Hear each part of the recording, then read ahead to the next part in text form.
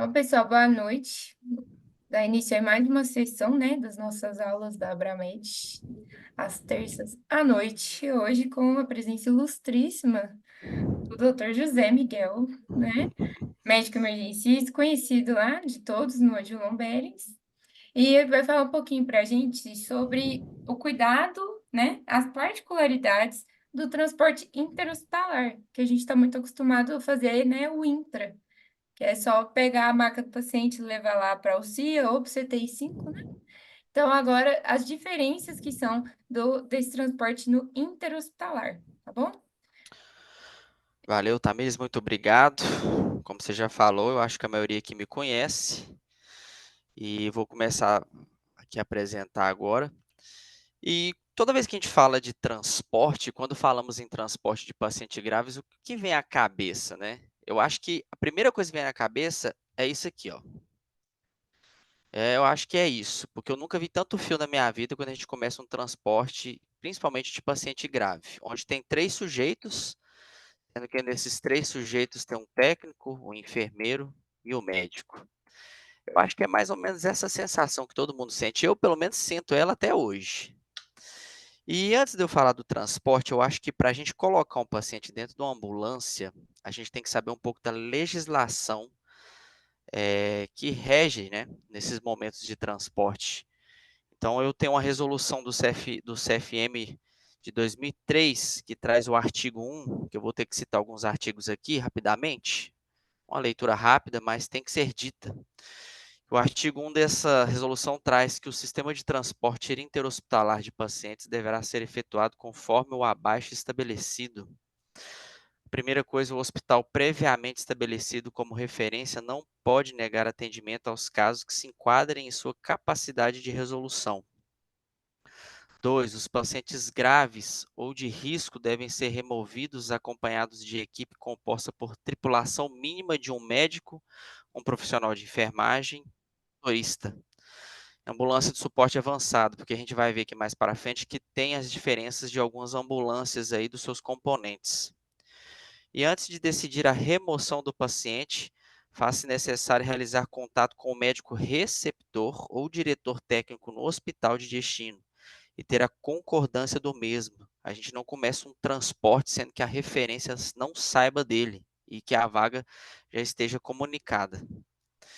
Todas as ocorrências inerentes à transferência devem ser registradas no prontuário de origem. Isso aqui é importante, porque no transporte interhospitalar, principalmente de paciente grave, intercorrências não são incomuns, elas são comuns.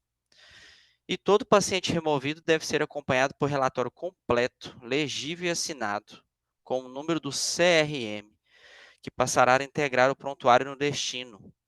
Quando do recebimento, o relatório deve ser também assinado pelo médico receptor. Eu acho que aqui não é nenhuma surpresa que eu estou falando aqui pela nossa rotina, principalmente de sala de emergência, quando a gente se trata de paciente grave e quando a gente tem que brigar por uma vaga, até às vezes linha vermelha, de um transporte interhospitalar para esses doentes.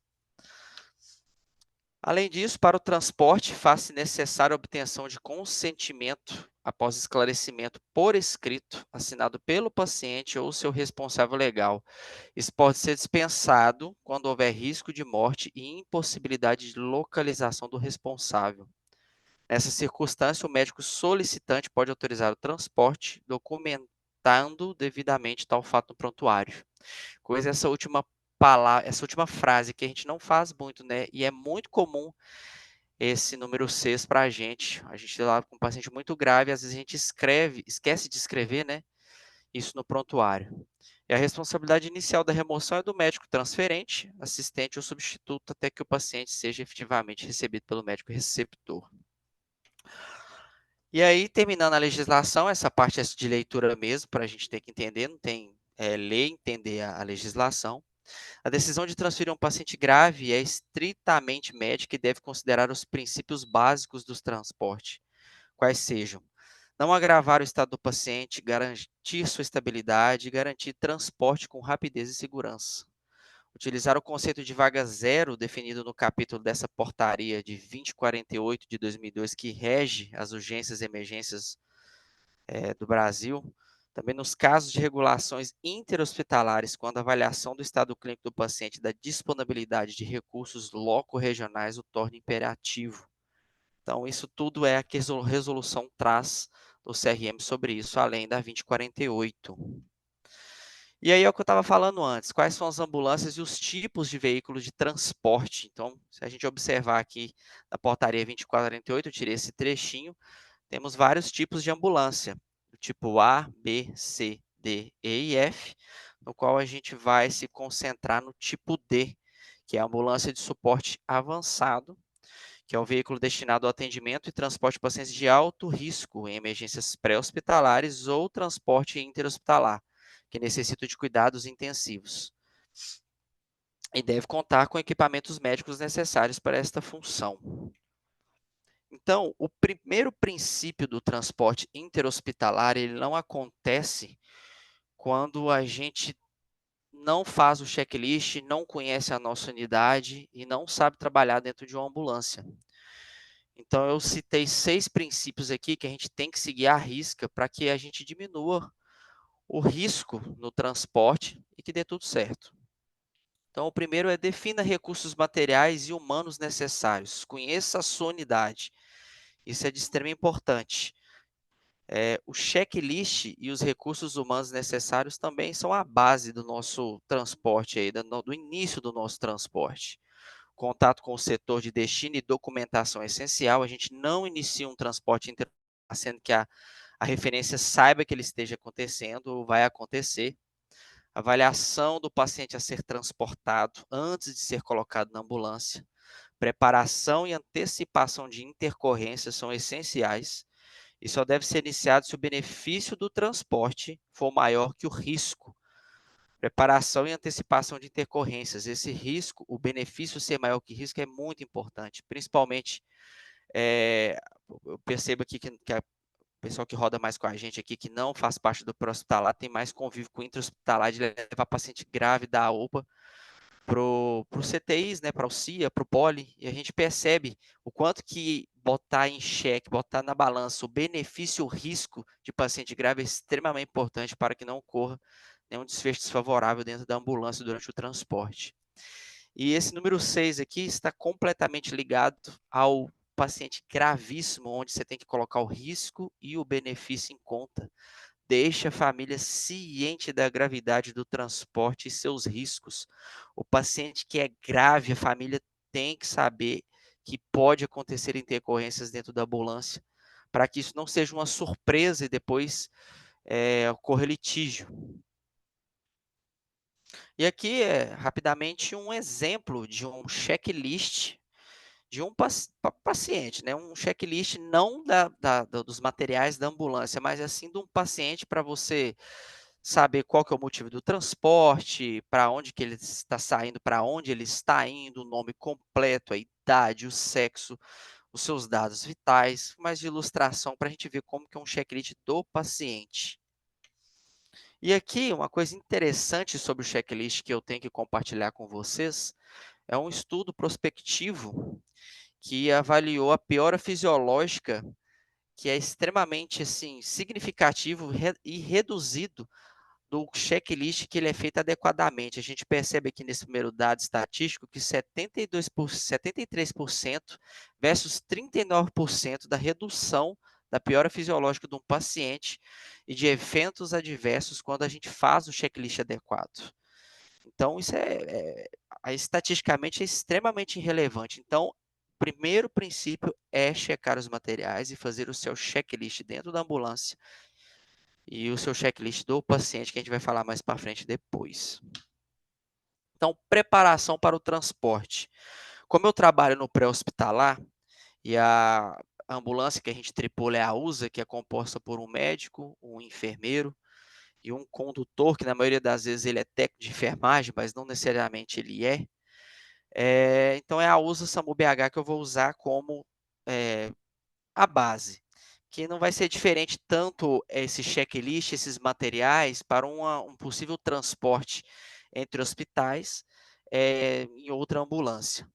Então, esse checklist começa quando eu vou avaliar minha bolsa de via aérea, minha maleta de medicações, minha bolsa de materiais e bolsa pediátrica.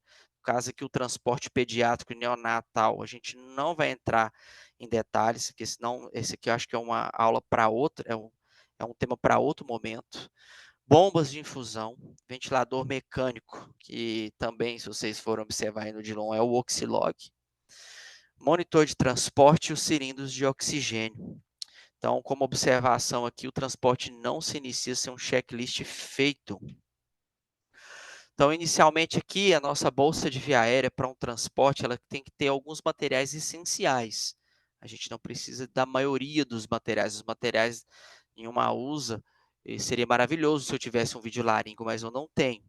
Mas o básico eu tenho que ter, que é um cabo de laringoscópio com lâminas Macintosh Miller, um dispositivo bolsa, válvula máscara, tubos endotraqueais, cânula, buge, pinça de Maguil, máscara laríngeas, seringas e cadastro para fixação do tubo e um aspirador. Isso aqui não é mistério para ninguém, mas é um checklist que é extremamente importante. Aqui tem algumas fotos que eu coloquei na apresentação que mostra a bolsa do SAMU e o aspirador. Que é uma bolsa pequena, mas ela consegue colocar. Nessa bolsa você tem todos esses dispositivos aqui no auxílio. Imagina você num transporte, achando que você não checou essa bolsa, e aí de repente te faltou uma máscara laríngea e seu paciente extubou, você não conseguiu reentubá-lo. Então, isso é o básico para você diminuir desfechos ruins dentro do seu atendimento. E conhecer a sua ambulância onde ficam os seus materiais é essencial, porque essa aqui é a maleta que a gente usa no SAMU. Essa maleta também usa em qualquer ambulância que tenha médico, enfermeiro. Eu coloquei aqui mais ou menos alguns medicamentos que tem dentro dessa maleta, mas esses medicamentos podem variar, alguns, na maioria deles não variam, exemplo, adrenalina, noradrenalina, fentanil, midazolam, cetamina, tem um básico, um padrão, mas algumas outras medicações podem variar, como paracetamol, hidrocortisona, clonidina. Então, sempre você tem que saber, principalmente você, como médico intervencionista dentro de um transporte interhospitalar, onde estão suas principais medicações, principalmente para emergência. Então, o médico que faz o transporte, o médico não somente, a sua equipe tem que saber o mapa carga da sua ambulância. O mapa carga é quais são as medicações que estão, onde estão soro, onde está adrenalina, onde está epinefrina, quais são os seus equipamentos de via aérea, os seus equipamentos de avaliação de exame físico do paciente. Isso tudo tem no mapa carga da ambulância.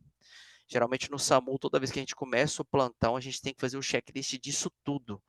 A gente não deve se iniciar o plantão sem fazer o checklist, porque querendo ou não, a gente sempre acha alguma medicação que está faltando, alguma ampola que quebrou, ninguém prescreveu no plantão anterior uma ketamina ou uma succinilcolina que está faltando. Então, sempre importante checar o mapa carga de sua ambulância. E aqui a bolsa com materiais. Quais são esses materiais dentro da bolsa, né? Esses materiais dentro da bolsa são esteto, esfigno, oxímetro, glicosímetro, broncodilatadores, máscara faciais, cateter nasal e por aí vai, não vou citar todos. E aqui nessa foto, percebe aqui o ambu, a gente vê o oxímetro, a bolsa é bem grande, cabe várias coisas aí, apesar que essa bolsa aqui não é só de transporte, é uma bolsa também que tem materiais de interhospitalar. Ô, Tamires, está tudo ok? Tá tudo certinho o áudio? Posso continuar? Tudo certo. Ah, então beleza. E aí, então, igual, por exemplo, nessa bolsa, geralmente no SAMU fica o ambu, mas isso é conhecido de toda a equipe porque ele não cabe na bolsa de via aérea da maioria das nossas ambulâncias do suporte avançado. Então, o que eu vou frisar novamente é que a gente não começa um transporte sem saber aonde estão os materiais para uma possível intercorrência. Então, é sempre importante você saber onde estão seus materiais. E a bolsa, ela tem essa abertura em cima, duas aberturas do lado e duas aberturas laterais. Essas aberturas laterais tem uma de cá e uma de cá. Então, essas mais pequenas laterais também é de cima. Então, aqui tem todos os objetos que você precisa os materiais para atendimento. E, como a gente já usa, bombas de infusão contínua, oxilog, cilindros de oxigênio. Tem um cilindro grande, que é o reservatório do oxigênio, e tem um cilindro que a gente consegue tirar da ambulância para encaixar ele no ventilador e da ambulância até o hospital, transportar o paciente. É de suma importância, principalmente médico e enfermeiro, saber dominar as suas bombas de infusão, saber dominar o seu ventilador mecânico, porque na hora da intercorrência, que geralmente esses aparelhos estão envolvidos, você tem que saber manuseá-los.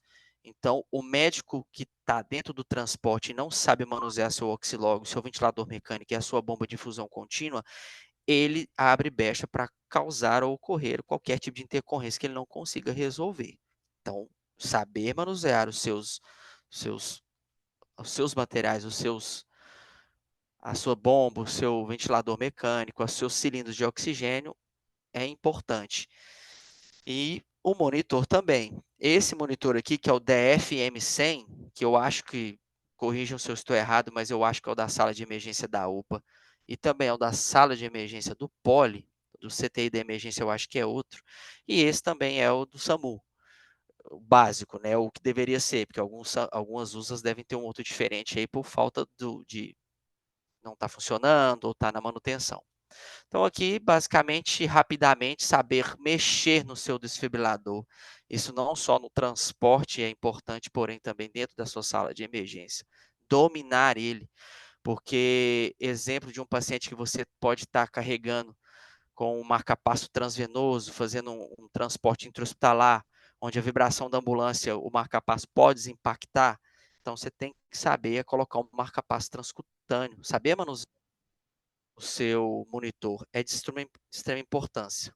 Eu não vou citar aqui todos aqui nessa figura, é só uma figura ilustrativa, para a gente ir passando aí de acordo com a aula, para a gente entender a importância. E outra importância que eu percebo aqui que isso não é ensinado para a gente não vê em livro, a gente tem que procurar mesmo, é o cálculo do tempo de duração do cilindro de oxigênio, né? Então, o cilindro de oxigênio que a gente treina no intra-hospitalar, que está na UPA, que está no poli, é o mesmo que a gente usa também na ambulância interhospitalar, no transporte interhospitalar. Então, esse cálculo ele é fácil de você fazer, bastando você conhecer a quantidade de oxigênio que está dentro da sua bala, né? Igual, por exemplo, ali, ó, a fórmula é o tempo de oxigênio do transporte é igual ao volume de oxigênio que a sua bala tem, a pressão de oxigênio que está nesse mostrador aqui, agora me fugiu o nome, não sei se eu posso dizer fluxômetro aqui, este é o fluxômetro, né? Mas aqui é como se fosse um pressurômetro, digamos assim. Se alguém lembrar o nome disso aqui, me lembra que me fugiu a cabeça aqui agora. Então, você tem o volume da bala, onde a bala está aqui, a pressão que está aqui e o fluxômetro que você vai colocar a quantidade de oxigênio para o seu paciente. Exemplo, você vai colocar 3 litros de oxigênio para o seu paciente aqui, e a bala está marcando 100, e aqui a sua bala de oxigênio em si, ela consegue comportar 50 litros de oxigênio, então você vai colocar 50, que é o litro que a bala consegue comportar no volume, vezes a pressão que está aqui, arbitrariamente de 100, e o fluxo de 3. Fazendo essa conta, você vai achar em minutos o tempo que o seu paciente consegue, o tempo de minutos que o seu oxigênio vai durar. É lógico que se você tiver um paciente que vai permanecer com catéter nasal 3 litros todo o seu transporte, porque se você for aumentar a quantidade de oxigênio ofertado ou diminuir, esse tempo vai variar. E aqui eu coloquei aqui como calcular a duração de oxigênio no cilindro, que na verdade é o atalho para a gente, um vídeo no YouTube que é extremamente explicativo, importante, bem bacana de entender, que eu acho que vale muito a pena. Então, se vocês tiverem interesse depois de entrar nesse link, lá, 9 minutos de vídeo, ele explica perfeitamente, dá vários exemplos, é muito bacana. E eu coloco meu paciente dentro da ambulância, eu percebo que ele não está dentro de uma sala de emergência ou de um CTI quieto, com ar-condicionado, um ambiente extremamente tranquilo. Então, algumas alterações fisiológicas durante o transporte eu preciso saber. Não vou entrar muito nessas alterações, mas só citar para a gente entender que elas podem modificar aí a fisiologia do meu doente durante o transporte. Dentre as quais o barulho, que dificulta a comunicação e prejudica o exame físico. Às vezes, você está com um paciente ali que perdeu a oximetria do pulso, às vezes o oxímetro ele alarma um pouco barulho menor, você não consegue ver que o oxímetro não está te alarmando que perdeu se você não ficar atento à curva de oxímetro, é claro. Vibração pode agravar lesões intracranianas, espinhais, causa desconforto. Imagina um paciente que está você está transportando um paciente que está com a lesão em região lombar, bate numa bacada, tem uma vibração importante, a ambulância balança demais, vai sentir dor. E lesões intracranianas também, é o mesmo sentido. Aceleração e força gravitacional causa mudanças súbitas na PA, principalmente desaceleração brusca. Uma ambulância que está aí na 80, 100 km por hora, frear bruscamente devido a um carro que entrou na sua frente, ou um sinaleiro que ela ficou com medo de passar e freou. Temperatura e umidade. Aqui eu coloquei hipotermia, que nos guidelines principalmente são mais ingleses e americanos, que eu consegui as referências, julgam mais hipotermia, mas aqui no Brasil também hipertermia. Tantas e tantas vezes que a gente não recebe o paciente do SAMU, e esse paciente, você fala assim, nossa, ele está quente, aí ele fica um pouco de tempo na sala de emergência e fala, não, parece que ele não está tão quente. Altitude, aqui é mais para o transporte aéreo, né? Rapidamente citar, que pode agravar a hipóxia, distensão dos gases, que é a lei de Boyle e Mariotti. Então, pneumocéfalo, pneumotórax no paciente que está num transporte aéreo tem que ser diagnosticado, ele não pode passar nesse tipo de diagnóstico. E a cinetose nos tripulantes, que dessa eu sofro, sei muito bem, principalmente quando eu levo o paciente que está entubado e com a mina vasoativa, que você tem que ficar de olho no ventilador, de olho na oximetria, de olho no pulso do paciente, eu fico de costa com a ambulância, eu não fico olhando a ambulância ainda, me dá muita cinetose. Então, isso também é um fator aí que atrapalha a tripulação.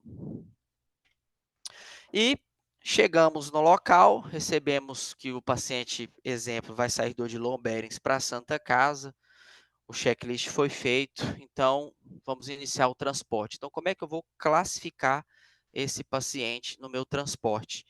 Então, aqui eu tenho uma classificação rapidamente do paciente estável, paciente grave e o paciente gravíssimo. O paciente estável geralmente não é a USA, não é o transporte do médico com o médico e enfermeiro que vai levar ele, mas sim o paciente grave e o paciente gravíssimo. Então, aqui rapidamente, o paciente que está com nível de consciência preservado, um Glasgow maior que 9, com ventilação espontânea, sem hipoxemia, ou pouco dependente de oxigênio, sem aminas. Esse é o paciente que ele pode ser transportado por uma unidade básica, ou se ele tiver sem até oxigênio terapia ou em baixa, até por um sanitário. Já o paciente grave, o paciente que está precisando de sedonalgesia, com drogas vasoativas em doses moderadas, ventilação mecânica, com parâmetros estabilizados e baixos, e o paciente gravíssimo, com sedonalgesia dependente elevada, com doses de bloqueador neuromuscular, amina vasoativa com dose acima de 1 micrograma quilo minuto e ventilação mecânica também, que é extremamente importante. Pacientes com acima de PIP de 5 ou já preocupando um pouco mais, uma PIP de 10, ou essa paciente que você está precisando de aumentar a FiO2 e, consequentemente, tendo que aumentar a PIP. Então, a classificação do seu paciente, o seu preparo antes de transportá-lo, deve ser feito na sua avaliação primária quando você chega para receber o caso. Então, antes da transferência de um paciente gravemente enfermo, uma avaliação de risco deve ser realizada e documentada por um médico experiente para determinar o nível de risco previsto durante a transferência. O resultado da avaliação de risco deve ser utilizado para determinar as competências do pessoal necessário para acompanhar o paciente durante a transferência. Infelizmente, a gente sabe que isso não é possível. Na maioria das vezes não, algumas vezes, a gente vai ver que a equipe que está transportando o paciente é uma equipe inexperiente, que talvez não sabe fazer um checklist adequado, que não sabe avaliar o paciente ou nem sequer avalia o paciente. Isso é até comum quando a gente pede um transporte intra-hospitalar. E esse médico experiente deve-se para a segurança ser o do transporte. Essa literatura aqui do Intensive Care Medicine fala que para o médico ser é, experiente no transporte, ele tem que ter no mínimo 150 transportes realizados. Eu acho que desde quando eu fiz minha medicina de emergência, eu acho que eu também não tenho esse tanto de transporte. E olha que eu trabalho numa unidade do SAMU que faz bastante transporte. E, ok, você chegou para avaliar o seu paciente, o que que você vai fazer? Eu estou perdido, é muito fio, parece que ele está amarrado com arames guerdais 18, não sei como é que eu faço com esse paciente. Então, siga o ABCDE e não complique a sua vida. Então, se você chegou de cara com o paciente, você vai receber primeiramente o paciente do seu médico que está na sala de emergência, que está no CTI, receba o caso. Após receber o caso e compreender o caso, siga a sua avaliação do ABCDE. Então, é importante, antes de colocar o seu paciente na sua maca e na sua ambulância, verificação do tubo antes e depois de colocar o paciente na ambulância. Se há necessidade de aspirar esse paciente, aspire no local. Necessita trocar o tubo? Não troque durante o transporte. Antecipe esta ocorrência. E, se necessário, o paciente não está entubado, você percebe que alguma coisa não te agradou na via aérea ou no seu B, você está com medo desse paciente piorar no transporte, entube-o antes de transportar. Então, durante o traslado do paciente até a sua ambulância e durante o transporte, tenha cuidado com uma possível extubação. Esse número 2 aqui, ó, eu acho que quem já rodou comigo no pólio, já fez transporte comigo dos pacientes que chegam entubados no pólio para tomografia, apesar de ser pequeno, eu já falei bastante. E essa figura aqui está para ilustrar justamente isso. Tá? Seu técnico de enfermagem, sua enfermeira, levando o seu paciente, e aí a sua mão esquerda e a sua mão direita está no umbu. E ninguém, nada, segurando o seu tubo. De repente, algum arranco ou alguma parada brusca para um objeto, um anteparo que parou de frente à sua maca, você segurando o ambu, aí puxa, o tubo é estubado. Então, o que eu oriento sempre, eu sempre faço isso também, é uma mão ambuzando e a outra mão no tubo, segurando o tubo durante o transporte para que não ocorra a extubação. Fique de olho para que o tubo não acotovele. A gente não trabalha com tubo aramado, então ele pode acotovelar, principalmente quando você vai movimentar seu paciente da maca do hospital para a sua ambulância, para a maca da sua ambulância, depois da sua ambulância para o trajeto da sua maca até o trajeto da sua ambulância e até o hospital de origem. Fique de olho, cuidado para que não acotovele. E cheque o seu balonete se está com escape ou não. Se o balonete está furado, está tendo escape, e também na curva do ventilador, antes de você iniciar o transporte, deve-se trocar esse tubo antes de iniciar o transporte na instituição de origem. E se você, durante o seu atendimento lá, durante a passagem de caso, tem um raio-x ou alguma tomografia de tórax que possa te auxiliar no seu transporte, você tem que olhar. E tenha cautela no olhar, porque quando você olha esse pulmão do lado direito, parece que está normal, mas se você olhar do lado esquerdo, parece que tem um pneumotórax aqui. Parece não, tem um pneumotórax. E um paciente que intercorrer dentro do seu transporte, você ter que entubá-lo e não ter esse diagnóstico aqui, é catastrófico. Partindo da via aérea, seguindo para o B. Inclusive, eu até falei um pouquinho do B ali já. Siga o ABCDE, não complique sua vida. Ausculte o paciente antes de colocá-lo em sua maca e dentro da ambulância. Por quê? Porque se ele está entubado, antes de você mexer, se ele está com a ausculta já diminuída em base direita, referente à esquerda, quando você colocar ele na ambulância e reauscultá-lo, ah, será que o tubo desceu e ele fez uma tubação aqui de broncofonte direito? Não, porque antes de mexer ele já estava com o muro vesicular à direita. Então, pode ser do quadro clínico dele, acho que não seja a movimentação do tubo, esse tubo desceu. Então, sempre checar os campos pulmonares em paciente entubado antes de colocar na sua ambulância. Saiba o básico de seu ventilador mecânico e domine suas conexões com o oxigênio da ambulância. Cheque o seu funcionamento. extremamente importante, porque este paciente você vai ter que desligar o ventilador da instituição para colocar no seu Oxilog. Você vai ter que colocar FO2, o parâmetro se é ventilação controlada por volume, se é ventilação controlada por pressão, a frequência respiratória, a, o pico que você vai colocar ali, até quanto que eu posso fazer de pressão para que não o alarme não ligue do ventilador. Tenha em mente um mnemônico que esse mnemônico ele é extremamente importante no transporte, que é o mnemônico DOP. Eu acho que ele não é surpresa para muitos aqui também não.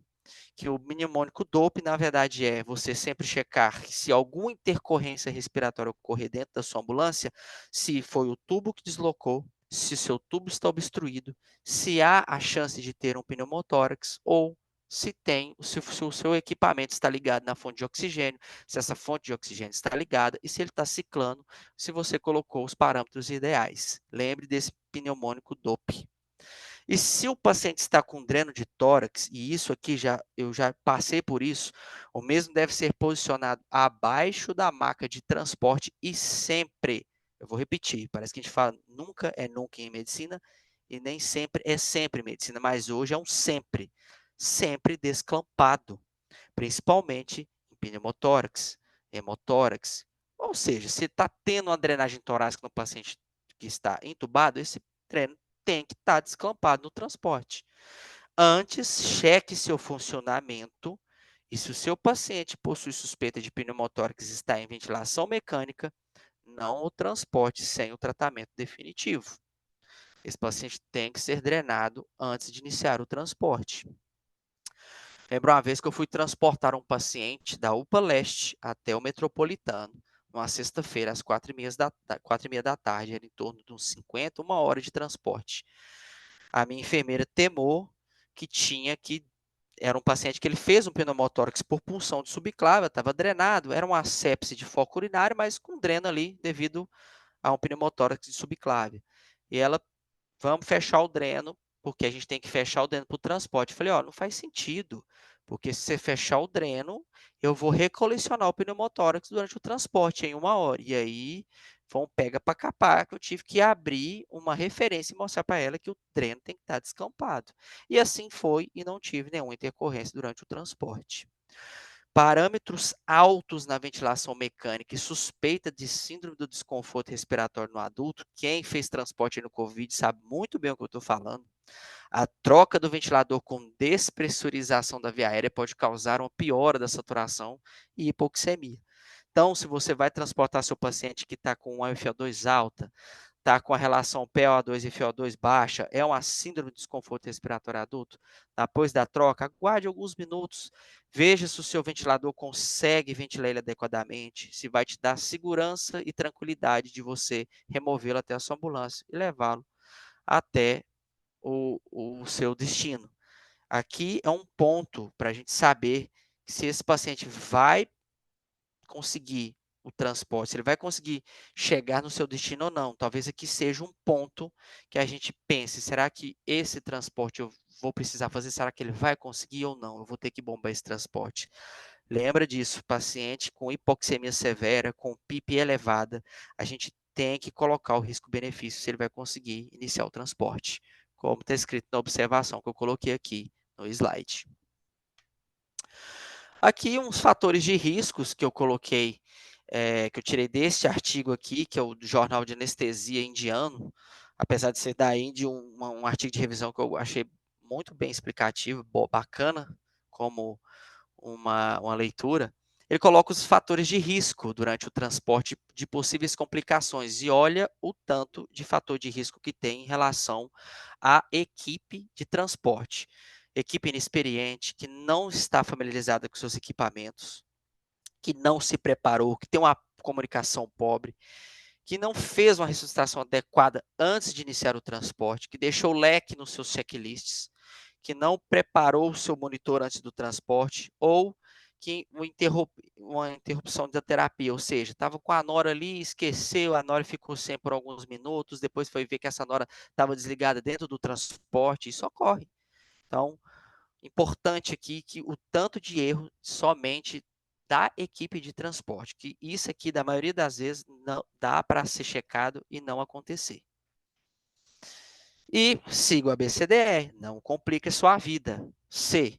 Cheque os acessos periféricos e o seu funcionamento. Você tiver uma intercorrência dentro da sua USA, da sua ambulância, e um acesso não está funcionando. Dá vontade de parar a ambulância, abrir a porta, sair correndo, gritando e tirar a roupa. Infelizmente, é essa vontade que dá. Então, sempre chegue os acessos periféricos e o seu funcionamento. E o acesso central, que na maioria das vezes, quando o pessoal consegue te entregar o paciente bem para o transporte, ele vai estar com acesso central, se ele tiver com aminas vasoativas. Lógico que nem sempre esse paciente vai estar com acesso central. Então, troca de bombas, se o paciente está instável, estabilize antes do transporte. Eu vou repetir de novo. Se o paciente está instável, estabilize antes do transporte. A maioria deles vão conseguir ser estabilizados. Um adendo que eu tiro aqui é o paciente do pré-hospitalar, que na maioria das vezes, principalmente trauma, a gente não consegue estabilizar. Mas o paciente interhospitalar, ele parte do pressuposto que ele está estabilizado para fazer o transporte. Aqui é importante, esse item número 3 é um item assim que acontece muita intercorrência. A troca de bombas é um dos momentos críticos, principalmente em pacientes com dose de aminas elevadas. Espere um tempo após a troca de bomba. Aqui vale muito a experiência da pessoa que sabe mexer com a bomba e que sabe montar. Eu já vi uma vez eu pegando o caso clínico da médica, numa UPA qualquer, e a minha enfermeira foi fazer a troca e o paciente meu estava com nora 70 e melhora, esse paciente. Eu não lembro qual que era o quadro clínico dele, acho que era um choque séptico. E ela, em vez de montar a nossa bomba do SAMU, já deixar o equipe preparado com a dose com 70 ml preparada, só ligar no paciente e dar o ok, não. Ela desligou a bomba da instituição com 70 melhora e foi montar a bomba a bomba nossa com a 70 melhora de nora. Então, ela demorou alguns minutos. Esse paciente ficou sem noradrenalina, assim, abruptamente. A sorte que eu percebi, a médica também que estava do meu lado percebeu e a gente conseguiu intervir antes de acontecer uma PCR, que é o que eu acho que iria acontecer. Então, lembre-se, está com doses de aminas altas, troque a sua bomba, espere um pouco, minimize o tempo de troca.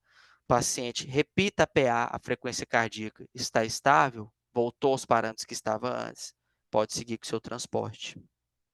Cuidado durante a passagem do leito para a maca da ambulância para que os acessos não se percam. Principalmente quando você vai passar o paciente, o acesso pega, segura ali na maca ou no lençol, e aí o acesso sai, o acesso desloca. Então, tem que tomar cuidado com isso. E a mensuração do padrão hemodinâmico, pressão, frequência cardíaca, pulsos periféricos e enchimento capilar antes, durante e depois do transporte. Observação, novamente, eu estou repetindo para ficar gravado mesmo. Se o paciente está com dose de aminas elevadas, coloque na balança o risco-benefício do transporte. Esse paciente com nora 70, nora 80, que já está com 1 micrograma quilo minuto, 1,5 micrograma quilo minuto, que é aquele paciente que você já fica com medo técnico de enfermagem mexer nele, só para mexer ele no leito, esse é um paciente que você deve pesar o risco-benefício, se o transporte de fato vai ajudá-lo ou se não vai ter benefício o transporte. Então, aqui é um segundo ponto de corte. Aminas elevadas e parâmetros da ventilação mecânica. São dois parâmetros que você consegue observar se o seu paciente vai conseguir segurar o transporte ou não. Seguir o transporte, perdão. E transporte interhospitalar, siga a BCDE e não complique a sua vida. Sedação adequada e bloqueio neuromuscular. É muito comum essa população que a gente trabalha, o paciente que usa drogas, que é difícil sedação, que está entubado, esse paciente ele não pode estar agitado dentro da ambulância, porque se ele causar uma autoestubação dentro da ambulância, perder acessos, vai dar trabalho, vai dar complicações. Então, mantenha o seu paciente com a sedação adequada e se precisar de bloqueio neuromuscular, bloqueie o seu paciente antes do transporte. Aqui os transportes dentro de BH a gente consegue fazer em menos de 1 hora, então dose rocurônio, na maioria das UPAs tem. Então a gente consegue bloquear esse paciente antes do transporte, principalmente o paciente que está com parâmetros altos na ventilação mecânica. Lembre-se de fazer sempre a glicemia capilar antes do seu transporte. Eu já peguei 3 pacientes que estavam hipoglicêmicos na sala de emergência da UPA Leste. E aí me veio um deles, a médica me passou o seguinte: esse paciente aqui, engraçado, antes ele estava precisando de alta demanda de fentanil e midazolam, hoje eu consegui baixar, ele entregou. E aí, como a gente tem o nosso checklist de sempre fazer a glicemia capilar, esse paciente estava com glicemia de 20. A gente corrigiu a glicemia dele e virou praticamente outro ser humano entubado, mexendo, que a gente teve que sedar primeiro para levar com tranquilidade o transporte.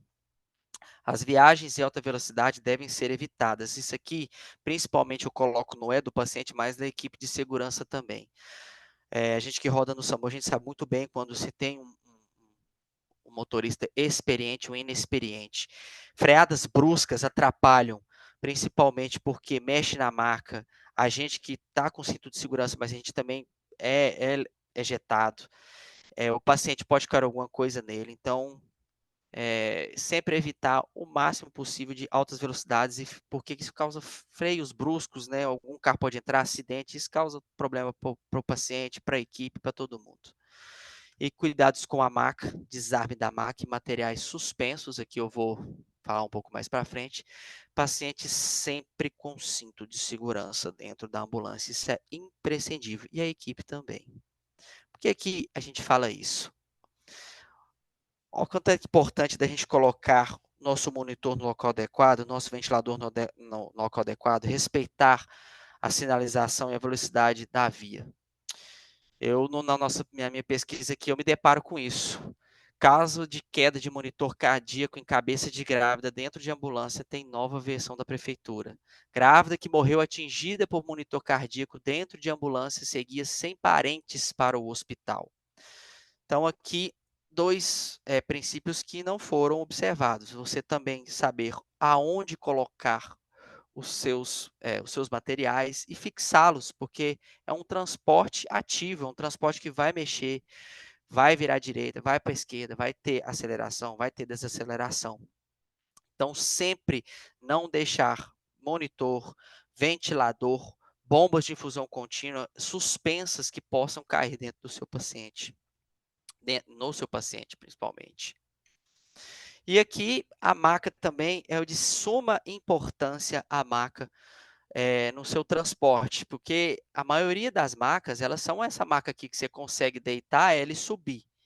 Então, esse aqui é o jeito errado de você carregar da cabeça do seu paciente seguindo anteriormente. Eu trouxe um vídeo aqui extremamente ilustrativo que vai ajudar melhor vocês a entender o porquê que isso aqui está errado. Olha, dá uma observadinha no vídeo aí.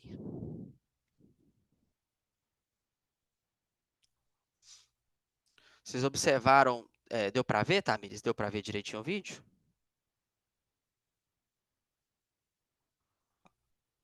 Alguém Deu para ver, desculpa, meu mouse falhou aqui. tá bom. Então, eu vou repetir de novo, só para vocês verem que ele estava levando a cabeça do paciente e a marca. Peraí, deixa eu voltar aqui, que aqui tem um outro explicativo também. Que a marca desarmou. Isso para um paciente de trauma, entubado, pode levar a uma extubação e a perda do paciente de imediato.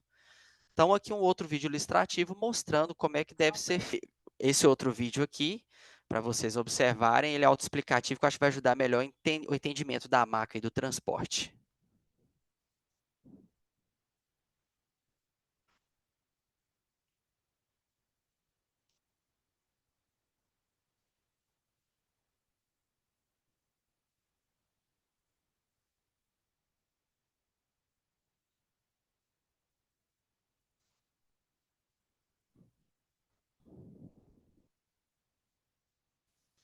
Então, eu acho que o vídeo mostrou perfeitamente aí como que a gente tem que levar a maca sempre os pés do paciente para frente, não a cabeça. Então, se eu estou na cabeça e os pés vão para frente. Exemplo, eu estou entrando com o meu paciente dentro do pólido ou da sala de emergência da UPA, o pé vai entrar primeiro. E a gente observa que na maioria das vezes não é assim. Sempre ter cuidado, porque essa maca ela pode sim desarmar e você num transporte intra-hospitalar, principalmente quem roda no SAMU também, que faz muito transporte, está passivo de alguém estar filmando e cair na internet. E intercorrências no transporte, o que que eu faço? A primeira coisa, se você tem uma intercorrência no seu transporte, você está em movimento, pare a ambulância. Aqui o foco é o transporte com segurança, não trata-se de pré-hospitalar. Então, por que que eu falo que não trata de pré-hospitalar? Às vezes, na maioria das vezes, o paciente está instável, foi um trauma, está em extremos, a gente permanece, segue o trajeto, mas é interhospitalar que eu estou falando. Então, pare a sua ambulância no local adequado e atenda o seu paciente. Não faça procedimentos com a ambulância em movimento. Como que você vai conseguir pegar um acesso central, uma intubação orotraqueal com a ambulância mexendo? A chance de você ter êxito no seu procedimento é menor. Lembre-se que seu suporte é avançado. Você tem condições e equipamentos para parar a ambulância e dar o atendimento adequado ao seu paciente. Documente no prontuário qualquer tipo de intercorrência e deixe claro para a referência que vai absorver o paciente. Exemplo, ó, o paciente teve uma dessaturação, a gente teve que ver o mnemônico ali do deslocamento do tubo, obstrução do tubo pneumotórax, a gente achou que era o equipamento que aconteceu isso, o oxigênio tinha acabado, a gente conseguiu arrumar o oxigênio de novo, mas sempre reportar isso. E no seu prontuário, para que você fique resguardado. E nossos take home points dessa introdução ao transporte, que isso aqui é uma área completamente introdutória, isso aqui é riquíssimo, tem suas nuances. O checklist, ele é uma ferramenta indispensável. Conhecer a ambulância do transporte e onde ficam seus materiais também. Checar se todos os documentos estão em ordem, se o relatório médico está presente, se a identidade do paciente, a identificação está presente, a família está presente e a IH. Sempre deixar ciente a família dos riscos do transporte, isso é imprescindível. Conheça os desarranjos fisiológicos que podem ocorrer durante o transporte. Checar o seu ABCDE na chegada, dentro da ambulância e quando você chegar no seu destino. Porque não é legal você entregar seu paciente desaturando, hipotenso, para o destino que está recebendo. Checagem do mnemônico DOP, deslocamento do tubo, obstrução do tubo, pneumotórax e equipamentos se o paciente ligado na ventilação mecânica. Atenção durante trocas das bombas de infusão. Dobra-se a tensão se há minas elevadas. Cuidados com os drenos, principalmente o de tórax, sempre aberto e abaixo do paciente. Se instabilidade hemodinâmica, pare, revise o ABCDE, não faça procedimentos com ambulância em movimento, pare a ambulância em um local seguro. Eu acho que é os pontos que eu não deveria passar hoje da aula, que para todo mundo saia com esses pontos aqui dentro da cabeça. Essas foram as referências e eu encerro a aula aqui agora, nesse momento, e abro para perguntas se alguém tiver alguma dúvida eu puder solucioná-las. Ótimo. Desculpa aí pela bagunça no meio da aula. Aí, É, como que eu, alguém. Pode falar, Miguel. como que eu faço para descompartilhar a tela aqui, Lá em Tamires? cima, onde está aparecendo que você está compartilhando, tem uma abinha que fala parar compartilhamento. Ah, entendi. Deixa eu ver aqui.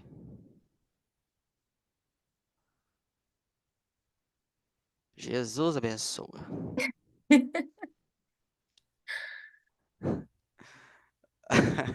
Ué, eu não tô achando. Interromper compartilhamento. Aqui, ó. Interrompeu? Peraí, Aí. ótimo.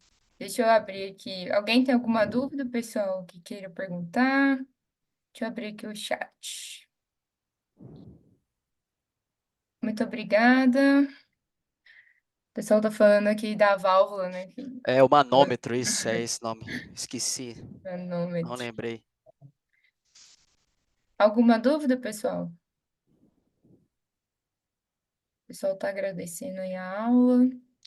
Eu que agradeço. Acho que é um um tema muito importante, Tamires, você sabe muito bem disso, né, você trabalha com isso também, e que quando a gente passa aperto num transporte, o aperto vem com força. Exatamente. Então, a gente seguir os princípios, eu acho que esses princípios básicos de antes, durante e depois do transporte é importantíssimo. O checklist, ele é uma coisa, uma ferramenta que deve ser feita. E é importante a gente saber essas peculiaridades, né? Porque a gente é muito pego de surpresa. E lembrar que nem a gente faz esse transporte, né, da UPA pro Odilon. A gente vai com uma maletinha desse tamanho, assim, né? Aquilo lá serve para quê na hora do aperto? Praticamente nada. Então, a gente sempre tem que considerar o tempo de transporte, né, para a nossa tomada de decisão. Às vezes, vale a pena a gente deixar aquele paciente no hospital mais um tempinho, até ele estabilizar um pouco mais, para depois a gente tomar essa decisão, né, de novo, se vai transportar ou não. Vou dar um exemplo. Gente, eu fico muito triste quando eu bombo um transporte. Mas nesse dia, eu não sei se o Nardelli tá aí, o Nardelli estava de plantonista e entrou pra gente com uma paciente que estava com uma hemoptise. E ela chocou, teve o PCR, não estava ventilando bem. A hora que eu cheguei lá, ela estava com parâmetros altíssimos no ventilador. Eu montei o meu ventilador, deixei um tempo ela no ventilador para ver se ela ia tolerar. Na hora de passar a mina para nossa bomba, a bomba deu problema, a paciente chocou, tudo deu errado. E aí, beleza, ela voltou a estabilizar. A hora que eu fui tirar ela da maca, ela quase teve uma PCR. Eu falei, não vou mexer. Tá tudo me falando que esse transporte aqui não vai dar certo. Conversei com ele, eu falei, olha, pede novo exame pra gente ver se tá caindo a hemoglobina. Vamos trocar esse ventilador aqui, que esse ventilador não tá legal para ela. Vamos tentar ver se aqui naquele outro fica melhor. E tá parecendo que não é uma hemoptise, não. Tá parecendo com edema agudo de pulmão. Vamos tentar fazer dessa forma. Amanhã eu estou no plantão de novo, eu volto aqui e transporto. No dia seguinte, ela praticamente estava sem amina, com parâmetros ventilatórios muito melhores. O transporte dela foi muito mais seguro. Depois eu fiquei sabendo que ela saiu, da internação bem. Então, às vezes, não é porque a gente bomba falar, ele ficou com medo de levar. É porque tem muitas variáveis, né? E outra coisa, uma coisa é levar da UPA para o Odilon, outra coisa é levar da UPA para o metropolitano, né? Você não sabe o quanto de trânsito que você vai pegar, né? Aí tem que ficar costurando, às vezes pode ter uma batida, pode acontecer alguma coisa, a ambulância quebrar. Tem N variáveis que você tem que colocar aí. Então, essa avaliação, a gente se precaver de todas essas complicações é muito, muito importante, né? E quem não está habituado a fazer isso sempre, a sistematização é sempre muito importante. Com certeza, com certeza. Aqui a Bárbara está perguntando: quando chega no hospital, vocês costumam descer da ambulância com maleta de medicação, ambu e etc? É o ideal, né, Tamires? Mas eu te confesso que eu já desci, ó, pra você ver, já desci com paciente sem maleta de medicação, sem ambu já. Mas a gente sempre tem, como se diz, fazer o checklist, né? E pensar que esse paciente pode estubar dentro de um elevador, eu estou sem meu material de via aérea. Então, Santa Casa, que sempre tem que pegar elevador, metropolitano, a gente tem que estar com a maleta de medicação, ambu e laringoscópio com toda certeza absoluta. Isso eu lembro que quando a gente começa, né? Sempre quando a gente começa em algum local para fazer um transporte, você sempre é pego de surpresa. Já aconteceu comigo já, de paciente quase estubar e eu estar sem maleta de medicação, sem ambu, mas graças a Deus não estubou. Mas e depois eu cheguei, sentei na ambulância com minhas pernas tremendo e falei, olha para você ver, falha de checklist. É, Mas hoje em dia eu costumo levar tudo. Inclusive as enfermeiras ficam até puta comigo que eu levo. Na maioria das vezes não acontece nada aí que elas ficam mais puta ainda. Porque levou material, levou e não precisava. E aí vai. Porque querendo ou não, é muito peso e pouca equipe, né? Então, o Exato. pessoal fica bastante incomodado. Às vezes tem 4, 5 bombas, a gente precisa pegar emprestado bomba do hospital lá, né, da UPA, para poder levar. Então, assim, elas ficam bravas mesmo. Mas Ficam. é segurança, A- né? a maca é pequena, né, Tamires? A gente coloca um monitorzinho já e já não cabe mais nada. Imagina esse tanto de coisa que a gente tem É. que levar. E às vezes o paciente é obeso, a maca nem aguenta, né? Nem aguenta. Isso mesmo. O Felipe tá perguntando aqui se você tem algum checklist que pode Olha, Felipe, compartilhar com a gente. o checklist que eu tenho, cara, geralmente é de tanto eu fazer no SAMU, porque eu sempre auxilio o meu enfermeiro, o meu condutor no checklist da ambulância. Então eu tenho as coisas já na minha cabeça. Mas eu acho que esse que eu coloquei aqui na apresentação para você, eu coloquei um checklist lá, não de materiais, do paciente. Porque toda ambulância sua tem um mapa carga, então não precisa de você decorar tudo que tem na ambulância, é só você pegar o mapa carga e ficar assim, tem isso? Sim, aí você vai lá no mapa carga, ok. Tem aquilo? Ok. Tem isso? Não, não tem. E aí depois colocar. Então, pro paciente, um checklist do paciente, eu deixei um, que é até de um artigo da USP que eu tirei, que eu achei bacaninha, que está no slide. Se vocês quiserem, depois a aula está aí. Se quiser a referência também, eu posso dar, não vejo nenhum problema nisso. Ótimo. Essa questão do mapa carga, né? É, né? Igual a Miguel falou, né? Você não precisa saber exatamente tudo que tem. Você precisa saber aonde está se você precisar pegar. Porque lembra, são 3 pessoas na sua equipe. Às vezes, seu enfermeiro está pegando acesso, o condutor está protegendo o local, só tem você para pegar. Aí você vai ficar, cadê, cadê? Não dá. Então, você tem que saber onde está tudo dentro da sua ambulância. Então, assim, por isso que é importante a gente ajudar nesse checklist, né? E para, nesses momentos, saber exatamente onde procurar, para não perder tempo. Não seja o médico T-Rex, né, Tamires? Não seja o médico T-Rex. O médico está ali para auxiliar também. Exatamente. É isso, Tamires. Eu acho que ninguém quer perguntar mais alguma coisa. Aqui